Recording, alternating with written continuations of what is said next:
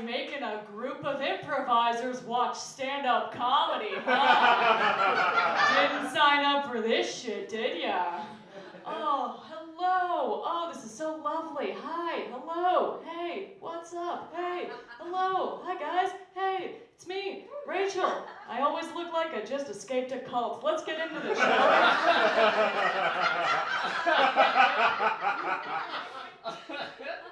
That's me. That's my brand. I've never not introduced myself that way. Should I try a new way? You guys are not using. No, that one works. Were you in a bunker before this? You guys seem cool. I'm gonna try a new intro. I'm gonna try a new intro on you guys. Okay, ready. Hey guys, it's me, Rachel. Remember that time you were in a 7-Eleven parking lot and a young goth child burst out of her father's Nissan and screamed at him through the window about clove cigarettes he found in her pocket because the divorce wasn't her fault?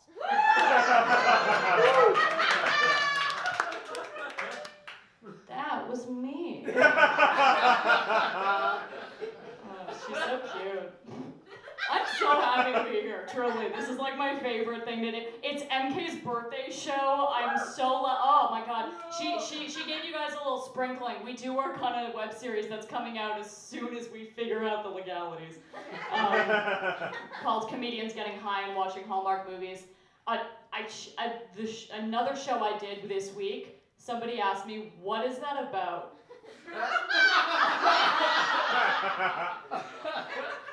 It's a biopic about World War I. What does it sound like it's about, sir? It's wild. I have seen upwards of like 3,000 hours of Hallmark films high on marijuana. Now, I don't know if science is at a place where we know what that does long term, but I'm gonna say it might not be awesome. We've seen all of them. We've seen Dear Santa, we've seen A Christmas Kiss, we've seen October Kiss, we've seen Growing the Big One. I thought it was gonna be porn too, it's not. It's about pumpkins. White people are a nightmare. You guys have been down the Jesus rabbit hole, you've seen those Hallmark. I have no idea how to describe a Hallmark movie to someone who's never seen. Like, have you ever read a Christmas card and been like, this is nice, but I wish it was said at me for 2.5 hours. Like, that's it. For those of you who have never seen a Hallmark movie, congratulations, you're very cultured. But this is every Hallmark movie ever, so you don't have to watch one. A busy businesswoman who's so busy with business falls in love with a quirky donut shop baker. And boy, do they hate each other at first. But then they have to get together to save the mill from the factory closing during the pumpkin parade on Christmas for Jesus. And it's all filmed in the same gazebo in Hamilton, Ontario. Google that gazebo. It's in 8 of them, and no one has tried to hide it yet. I think it is one PA's job to be like, okay, moving the wreath to the other side, and now we're in Vermont. It's so exhausting. Oh, God. I'll talk about myself. I'm horny all the time. That's not new. It's all.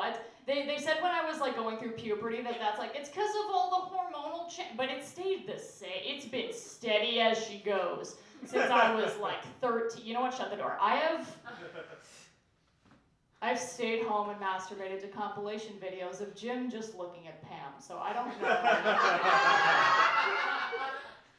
I don't know if there's a level up from this. Oh God, I'm feeling this vibe I have today. I like this look. I got my dear friend Amelia before this said I looked like I used to work for American Eagle, but I've moved past it. I'm not going to tell them it's a true fact because it's funnier if it stands alone. It's the one description you've ever given me that I still use to this day is approachable goth. Biggest compliment I've ever gotten in my entire fucking life. Oh my God. I worked a lot of retail for a very long time.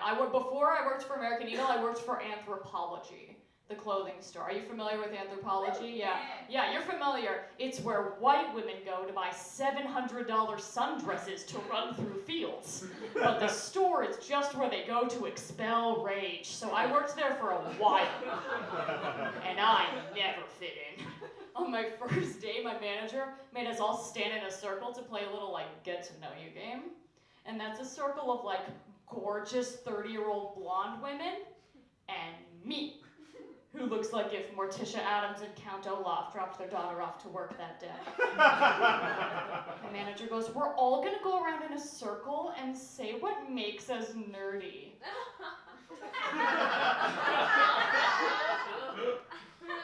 And I thought, oh no, they don't know what that word means. Because the first woman went, I love Pokemon Go. The next one goes, I have glasses. I'm just not wearing them right now.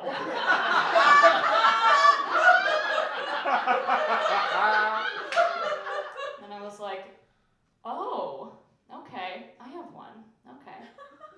At one time, I seriously long-term dated a guy that played Beaker from the Muppets at a Six Flags character meet and greet.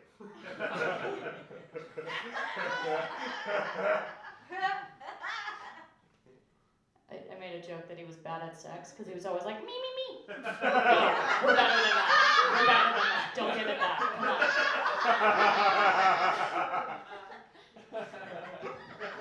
That place was wild. I watched insane shit happen. I watched a woman steal a candle that was on fire. Didn't stop her either. I don't have that physical intimidation tactic. I just looked at her and nodded. I'm like, we'll both be gone by the end of today. I was home watching cable recently because I'm fine, thank you for asking. And I started noticing this weird pattern in cable television that we let.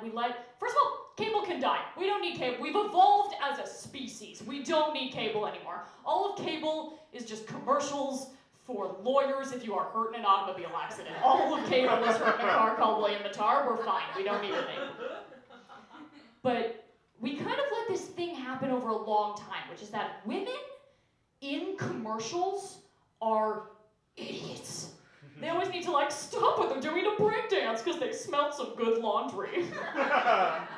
Or, like, they think they're in Greece now because they had one bite of Oikos original yogurt. Am I in Greece? What, The Office? Cheryl! I'm so tired of that. There's a new genre of commercials that's like, it's a whole category of just trying to make bladder leaks look cool.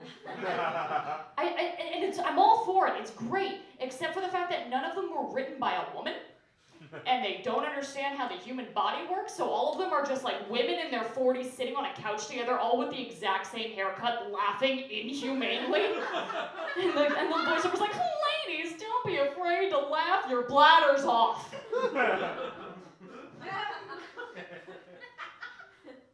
I will leave you on this. There is a 100% real commercial that is still in circulation that drives me nuts. And now that, after this, you'll know and be like, that's what she was talking about. I'm not even gonna tell you what it's for. You're just gonna have to, you're gonna have to guess as we go, okay? We open on what can only be described as dainty lady brunch. Woman number one goes, I'm pregnant. 2 weeks. Now her friend, instead of asking any of the normal follow-up questions to that statement, like, oh my God, are you okay? Who's the dad? Do you need a ride to the thing? None of those questions. Instead, she just goes, how do you know that?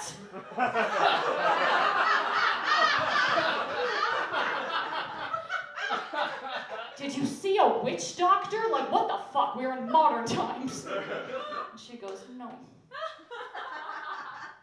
I took this clear blue pregnancy test, and she takes out a used pregnancy test from her blouse. It's not in a pocket. She's wearing a skirt because obviously. And her friend goes, oh my God, I think I'm gonna cry. Instead of again a normal response, response like, hey, Dad, do you mind not whipping out your pea stick in the middle of mimosas? You guys are so much fun. I'm gonna bring back